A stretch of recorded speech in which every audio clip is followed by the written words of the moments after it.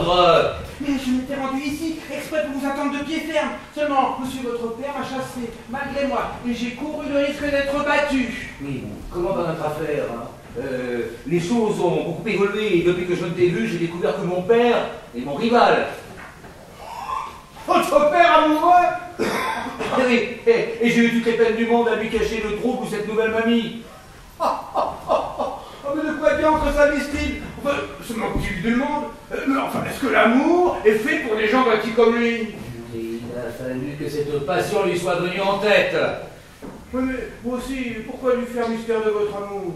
Et pour me préserver au besoin des ouvertures plus aisées, pour détourner ce mariage.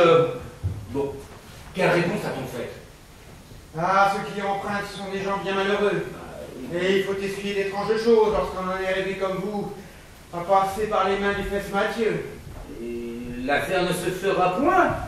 Excusez-moi, Béline, l'entremetteuse que nous a donnée, dit qu'elle a fait rage pour vous et assure que votre seule physionomie lui a gagné le cœur. J'aurai les 15 000 francs que je demande alors. Oui, enfin, quelques petites conditions qu'il faudra que vous acceptiez si vous avez besoin des seins que la chose se fasse. Tu t'es fait parler à la personne qui doit prêter l'argent. Ah, ça ne va pas de la sorte, hein. Il met encore plus de soin à se cacher que vous. On ne veut point du tout me dire son nom. Mais on doit la boucher avec vous dans une maison empruntée afin d'être instruit sur votre bien, sur votre famille. Et je ne doute pas que le seul nom de votre père nous rende les choses faciles. Oui, et puis principalement notre mère étant morte, donc on ne peut monter le bien. Alors voici quelques écrits qu'il a dictés lui-même à notre entremetteuse afin de vous être porté avant de ne rien faire. Hein? Alors, supposez que le prêteur voit toutes ces sûretés et que l'emprunteur soit majeur et d'une famille où le bien soit ample, solide, net et clair de tout embarras. On fera une bonne et exacte obligation par devant un notaire, le plus honnête homme qu'il se pourra, et qui par cet effet sera choisi par le prêteur, auquel il importe le plus que cet pacte soit dûment dressé. Oui, il n'y a rien à dire à cela. Oui. Alors, le prêteur, pour ne charger sa conscience d'aucun scrupule, prétend ne donner son argent qu'au denier 18. Au denier 18? Ah, par le voilà qui est honnête. Il n'y a pas lieu de se plaindre. Hein.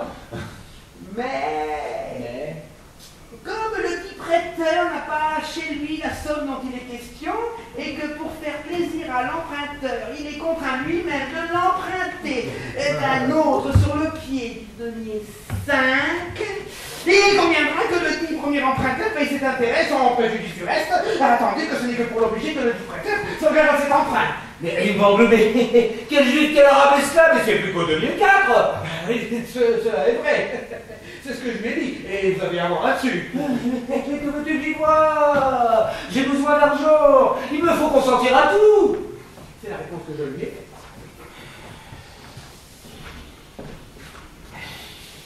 Quoi? Il y a aussi... Il y a encore quelque chose. Un petit Alors, dès 15 000 francs qu'on demande, le prêteur ne pourra compter en argent que 12 000 livres. Et pour les 1000 écus restants, il faudra que l'emprunteur prenne les hardes, nippes, bijoux dont s'ensuit le mémoire, et que le dit prêteur a mis de bonne foi au plus maudit prix qui lui a été possible.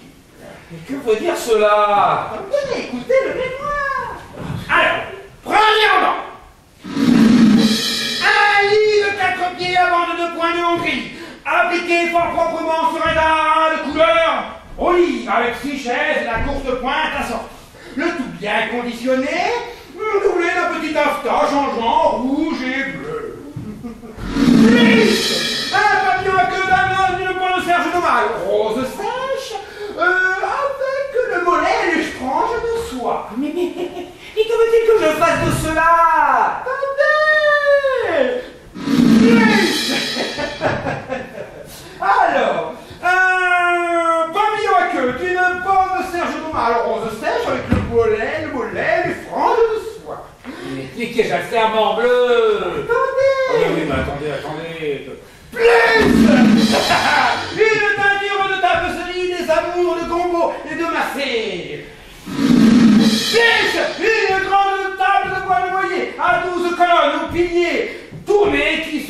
parler debout et garni dessous de 6 escabelles. J'enrage, laissez-moi donnez-vous patience. Plus 3 gros mousquets, tous garnis de nacre de perles, avec les 3 fourchettes assortissantes. Plus un fourneau de briques, avec 2 cornues et parasiquants, porte-t-il à ceux qui désirent distiller. Non mais j'enrage comme ça. Doucement. Plus un lit de... c'est quoi ça? Oh, c'est un luth de Bologne, garni de toutes ses cordes, ou pesant fort. Plus un trou madame et un damier, où je dois renouveler des grecs, fort propre à passer le temps lorsqu'on n'a rien à faire. Plus une peau d'un lézard, de 3 pieds et demi remplie de poings, curiosité agréable à pendre au plancher de chambre.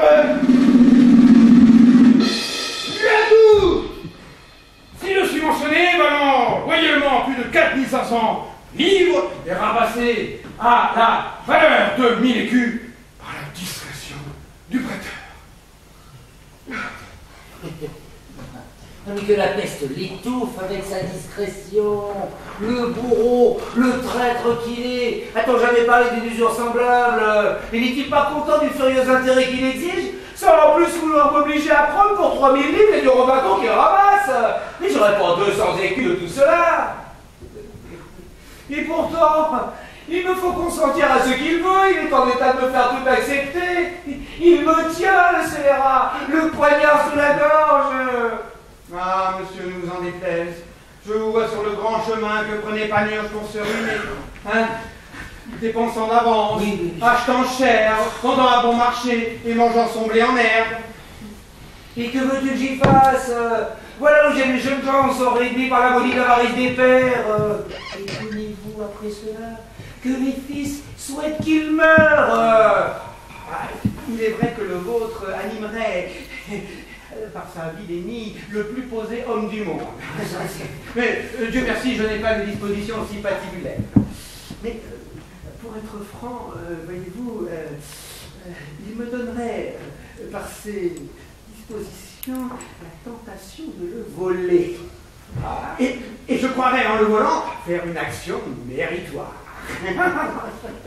Donne-moi un peu ces mémoires que je ne vois encore.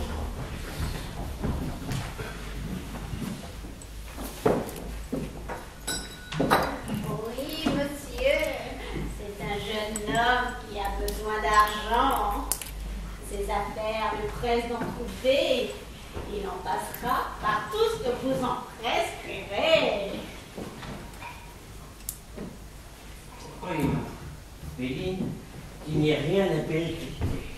Et vous connaissez donc le nom, le bien, enfin la famille, quoi, de celui au nom de qui vous parlez?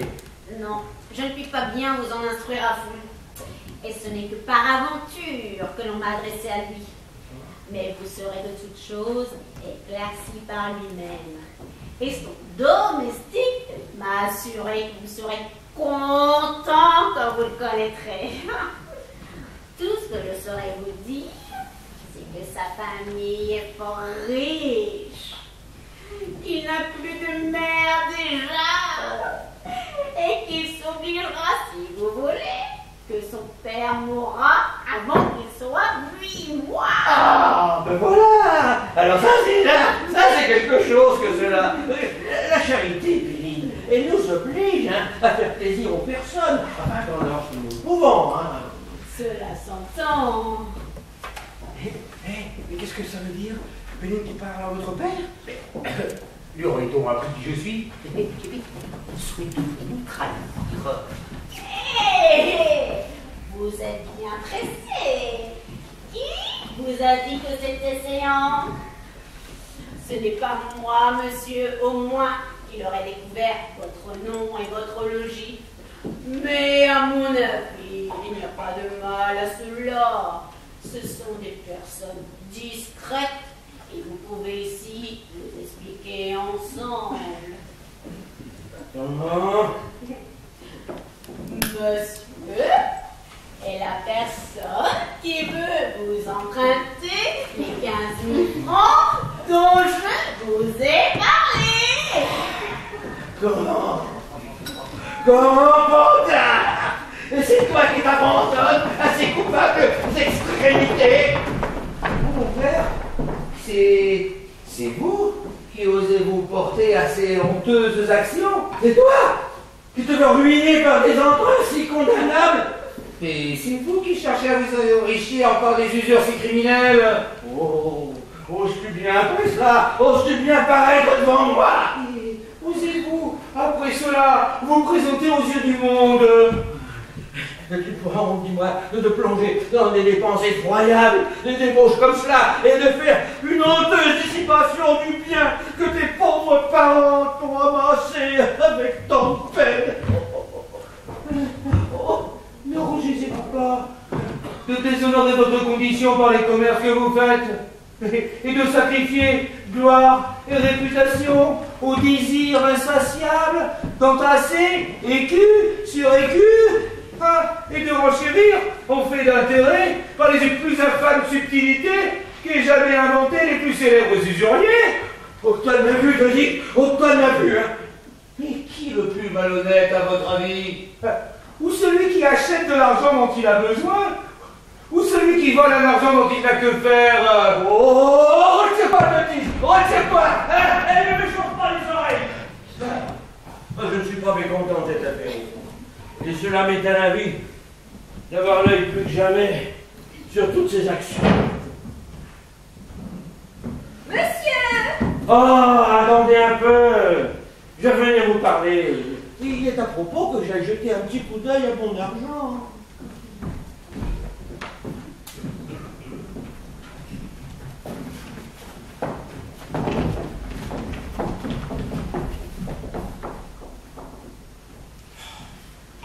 L'aventure est quand même extraordinaire. Il doit bien y avoir quelque part un vaste magasin de Halles, car nous n'avons rien reconnu aux mémoires que nous avons. Hé, c'est toi, mon pauvre la flèche. D'où vient cette rencontre? Tiens, Rosine, toi, que vas-tu faire ici?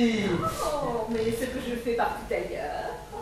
M'entremettre d'affaires, me rendre serviable aux gens et profiter du mieux qu'il m'est possible des petits talents que je puis avoir. Tu sais que dans ce monde, il faut vivre d'adresse. Et qu'aux personnes comme moi, le ciel n'a donné d'autre rente que l'intrigue et que l'industrie. Aurais-tu quelques négoces avec le patron du logis? Oui, je traite pour lui quelques petites affaires dont j'espère récompense. Alors là, ma foi, tu seras bien fine si tu en tires quelque chose, car je te donne à dire que l'argent séant est fort cher.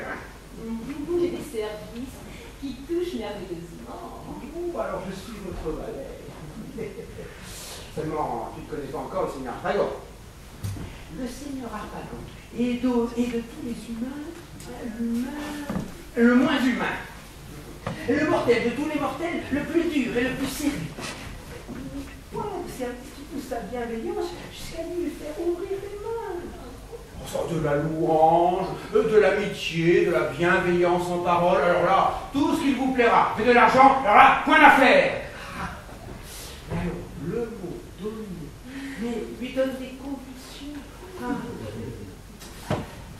Il ne dira jamais, je vous donne, mais je vous prête le bonjour. Mon Dieu, je sais l'art de traire les hommes. J'ai le secret de nous faire leur tendresse, de chatouiller leur cœur et de trouver les endroits par où ils sont sensibles. Oh, bagatelle, ici bagatelle. Je te défie d'intervenir côté argent l'homme dont il est question. Il est dur là-dessus, mais il est une turquerie, mais désespérément. Il en pourrait crever, mais qu'il n'en prendrait pas. En un mot, il aime l'argent plus que honneur, réputation, vertu. Et la vue qui monte, mais il donne des convulsions. Mais c'est pas qu'à l'endroit le plus mortel, c'est transpercé, c'est arracher les entrailles, c'est... Oh bah tiens, me voilà, je me retire.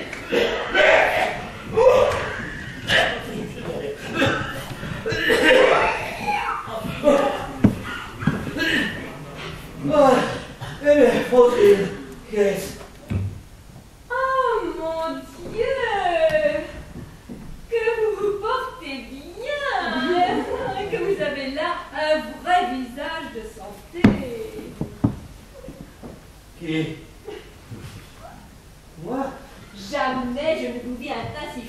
gaillard. Tu crois? Comment? Vous l'avez de votre vie été si jeune que vous êtes. Et je vois des gens de 25 ans qui sont plus vieux que vous. Oui, mais...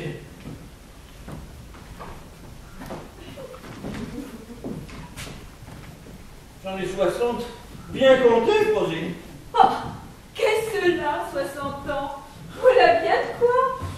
C'est la fleur de l'âge, cela. Et vous entrez maintenant dans la belle saison de l'or. Oui. Mais enfin, 20 années de moins ne me ferait pas de mal à ce que je crois. Mais vous moquez-vous? Vous n'avez pas besoin de cela. Et vous êtes une pâte à vivre jusqu'à 100 ans. Ah, Assurément. Vous en avez toutes les marques. Tenez-vous un peu, s'il vous plaît. Oh! Oh, que voilà bien là, entre vos deux yeux, un signe de longue vie. tu te connais à cela? Sans doute. Donnez-moi votre main. Allez.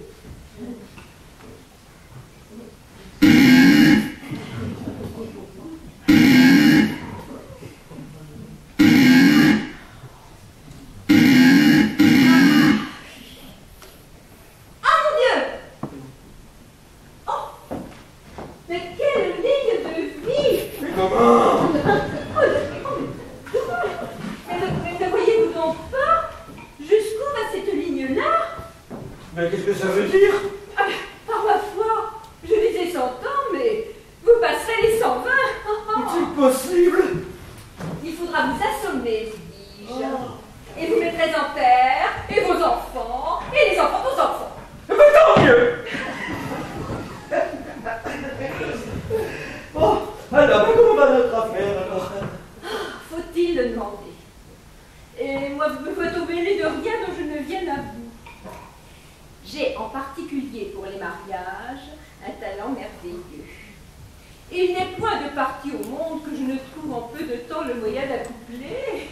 Et je crois que si je me l'étais mise en tête, je marierais le grand Turc avec la République de Venise. Mais il n'y avait sans doute pas de si grandes difficultés à cette affaire aussi. Comme j'ai commerce chez elle, je les ai à fond, l'une et l'autre, entretenues. Et j'ai dit à la mère le dessin que vous aviez pour Marianne, à la voir passer dans la rue et prendre l'air à sa fenêtre. Et qui a fait réponse? Elle a reçu la proposition avec joie.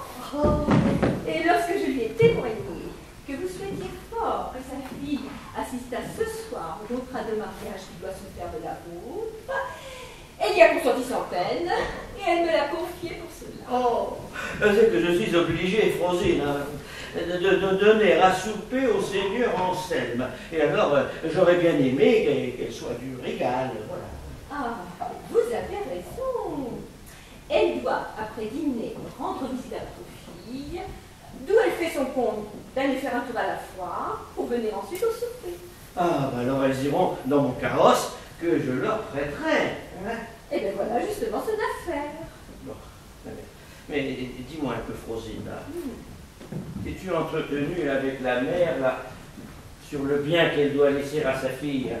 Lui as-tu dit qu'il fallait qu'elle s'aidate un peu, qu'elle fit quelque effort, enfin qu'elle se saignât, quoi, pour une occasion comme celle-ci, parce qu'enfin, on n'épouse pas une fille sans qu'elle apporte quelque chose, hein? Comment? Mais c'est une fille qui vous apportera 12 000 livres de rente. 12 000 livres de rente.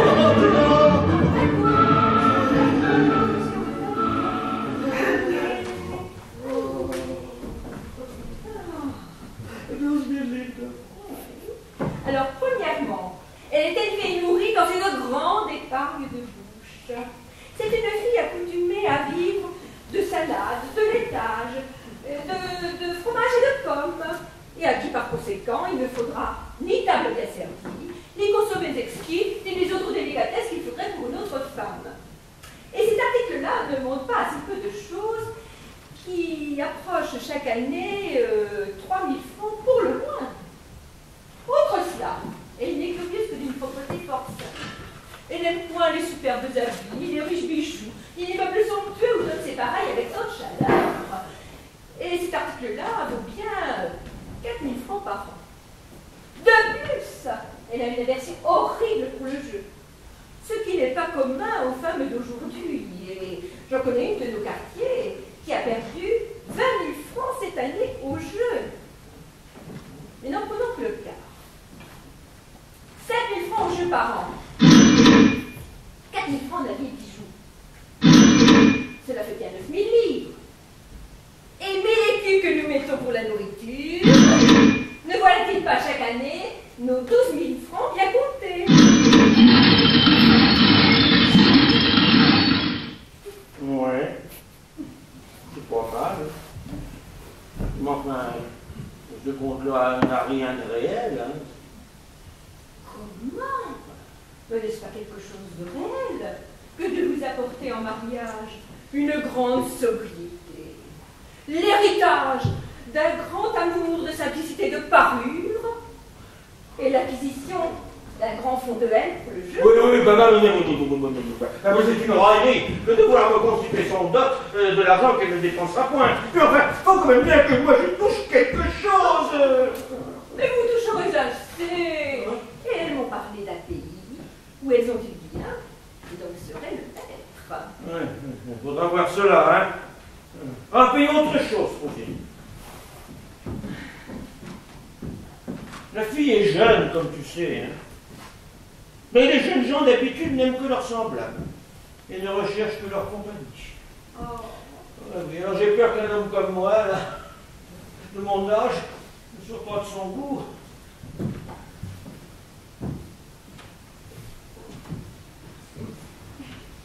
Et que cela occasionne chez moi quelques petits désordres qui m'incommodent. Mais vous la connaissez mal. C'est encore une chose que j'avais à vous dire. Elle a une aversion épouvantable pour tous les jeunes gens. Non. Oh, elle n'a de l'amour que pour les vieillards. Oui, elle. Et je voudrais que vous eussiez entendu parler là-dessus. Elle ne peut souffrir du tout la vie d'un jeune homme. Elle n'est pas plus ravie que lorsqu'elle peut voir un beau vieillard. Les plus vieux, dit-elle, sont pour elle les plus charmants. Et je vous avertis de n'allez pas vous faire plus jeune que vous êtes. Elle veut pour le moins que l'on soit sexagénaire. Et il n'y a pas 4 mois de cela que sur le point d'être mariée, elle rompit tout net le mariage sur ce que son amant fit voir qu'il n'avait que 56 ans et ne prit pas de lunettes pour signer le contrat. Oh, pas sur cela seulement. Eh oui, elle dit que ce n'est pas contentement pour elle que 56 ans. Et surtout, elle est pour les nez qui portent des lunettes. Alors là, voilà bien ce que je n'aurais jamais imaginé. Hein. Oh, remarque-moi, si j'avais été femme, eh bien, je n'aurais pas aimé les jeunes gens. Non. Je le crois bien. Un peu le droit que les jeunes gens vont les aimer. Ce sont des moments en feu, des beaux coquillots pour donner envie de leur peau. Moi, je voudrais bien savoir quel ragoût il y a. Pour moi, je n'y comprends rien, tiens. Et je me demande comment il se fait qu'il y ait ici peut-être des femmes qui les aiment tant. Oh, il faut être folle, fieffée, trouver la jeunesse aimable et savoir le sens commun. Et sont des hommes que ces animaux-là. Mais c'est ce que je dis tous les jours, avec leur teinte pour l'été, la 3 toiles de chien, là, et leur estomac tout débraillé, leur autre chose tout trompant, leur perruque et tout, enfin. Oh, et ça est bien fait auprès d'une personne comme vous. Oh, il y a de quoi satisfaire à la vue. Voilà un homme, cela. Hein? C'est ainsi qu'il faut être fait et vêtu pour donner de l'amour. Tu me trouves bien. Comment? Vous êtes à ravir. Et votre figure est à peindre. Tournez-vous un peu, s'il vous plaît. Il ne se peut pas mieux que je vous vois marcher.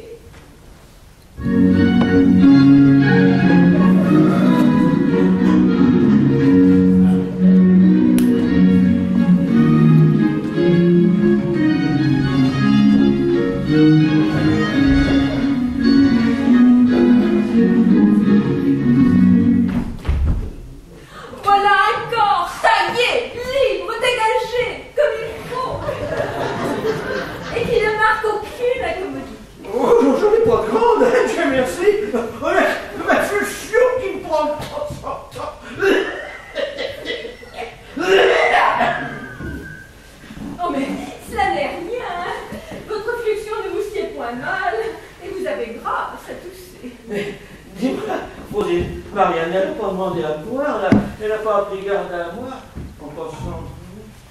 Non, mais nous nous sommes fort entretenus de vous. Je lui ai fait un portrait d'autre personne.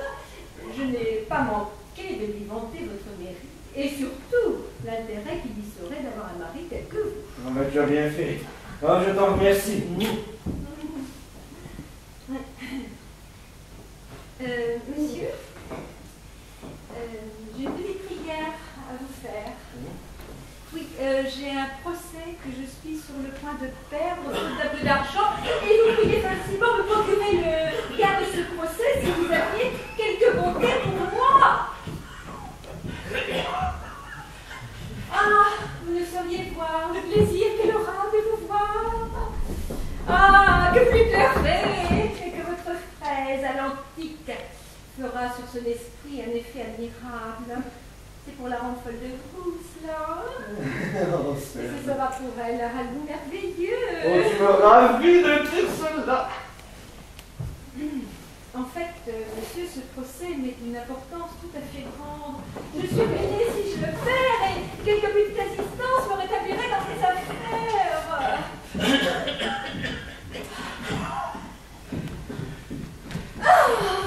J'aurais voulu que vous voyiez le ravissement où elle était à m'entendre parler de vous.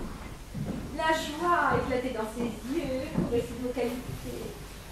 Et je l'ai mise enfin dans une impatience extrême de voir ce mariage entièrement conclu. Tu me fais plaisir, Rosine. Et je t'avoue, j'en ai mais toute la reconnaissance du monde. Hein?